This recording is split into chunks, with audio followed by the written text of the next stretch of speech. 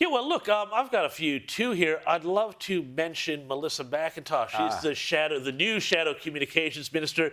Now, as an MP, she's done very well with her electorate of Lindsay, holding on to that against the Labour tide. But when it comes to her new policy portfolio, I think she's got a bit of work to do. Listen to her talking about E-Safety Commissioner Julie Inman-Grant.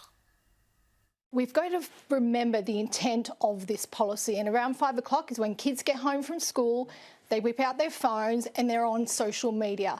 The longer we wait, the more kids are exposed to harmful content. This is what it's about, preventing harm to kids. What are we doing? We need to make sure that the policy's right, the government gets it right, particularly for Australian kids, but for families. I'm sorry, this is where the Liberal Party gets it all wrong these days.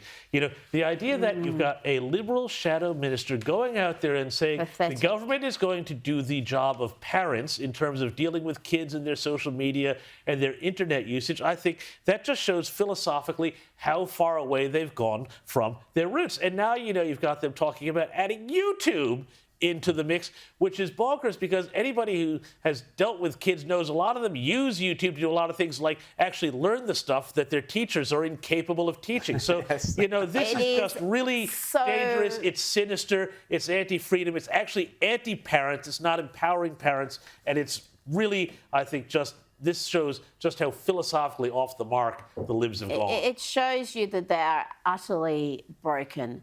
That this woman has got a shadow ministry in that area and is on television uttering that absolutely absurd diatribe. That should be embarrassing for the entire Liberal Party that is happening. I mean, this is not difficult stuff. Energy policy, difficult. Taxation, the massive bureaucracy, the Australian debt, how you solve it's actually not difficult. They're a bit more difficult. This is just a principal issue. And if you are that dim that you don't get how destructive and sinister this is, then why are you even in politics? I mean, go be a lawyer or whatever your qualifications are in. Do not inflict your weakness on the Australian public. We need some leaders with strength. Exactly. I mean, she sounds like a Teals or a Labor woman. Why as does Susan Lee. Exactly. It's a disaster. It's a disaster. We've got more Wallies of the week, but she's high there on my list, I got to say. Rita. Yes, well, we've got quite a few others. I think the First Nations ambassador should get a nomination for spending over $700,000 in a very quick time, his office, on international travel and hotels. Of course, he's got to be just jet-setting around the world.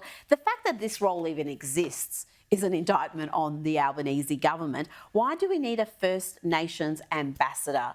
This is foreign policy. Our country's foreign policy should be coming from one area. We shouldn't be splitting it and confusing. And I wonder how many other roles like this even exist around the world. Well, let's have a look at this character. I hope we've got the photo of him standing outside the Eiffel Tower. So he's there at the Eiffel Tower. Lovely place to be. His name is Justin Mohammed.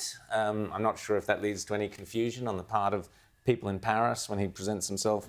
Well, it all undermines the whole idea of the whole... Well, you don't have to be Indigenous to be the First Nations ambassador. But it undermines the whole idea. It undermines the whole idea of the nation-state system, that there are peoples within nations that get separate representation and that they all talk to each other and conduct this other separate diplomacy. What?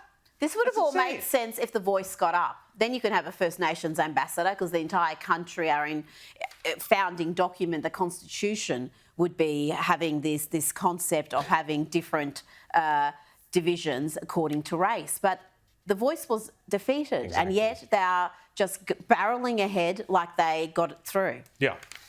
$750,000. Nice work to spend in a year. Unbelievable. Who else have we got? We've got, we do have the video we played at the start of the show, the kind of cringy politicians. Just have a quick look at this.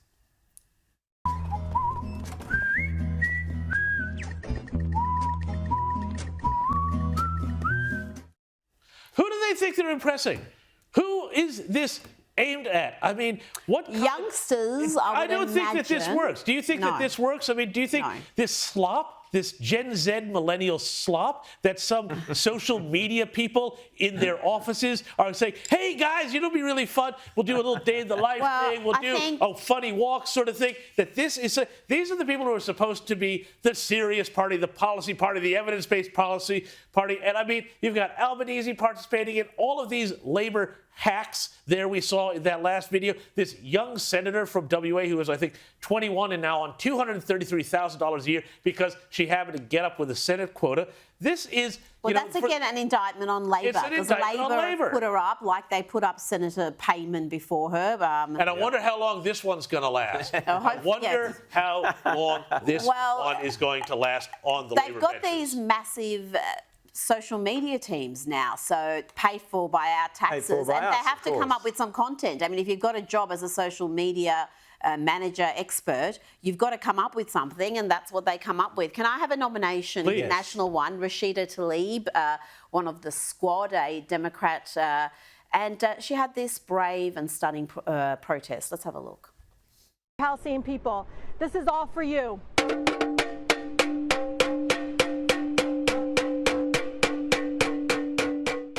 The war in Gaza is over. The war in Gaza is over because she found a spoon and a pot and she banged them together and everything's done. The Middle East peace is here. That's too Wonderful. funny.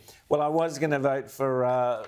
we got to vote, remember? I was going to vote for Mel McIntosh, but I think Rashida Talib and the spoon... I can't go past the spoon and the ice cream bucket or whatever it was. Yeah, look, I'm still voting for McIntosh because I think that this shows, we can laugh about Labor and how ridiculous they are, but when the Liberals go off piece like this, it's just, it needs to be what? called out. I'm going to side with James on this one. That is, I think, a sign that the Libs are perhaps irretrievably broken under the current leadership. That is a disgraceful... I think it's one of the worst things I've heard a Liberal shadow minister She gets say. Wally of the week. Yep, I'll go back to my original vote just to help make it nice and unanimous. So there we go. Melissa McIntosh, Wally of the week. Can you please, if you're a communications minister... Be in favour of free speech? Demote her. Free speech. Demote her. Exactly. Put her out of that portfolio. Taking a short break, back in a tick.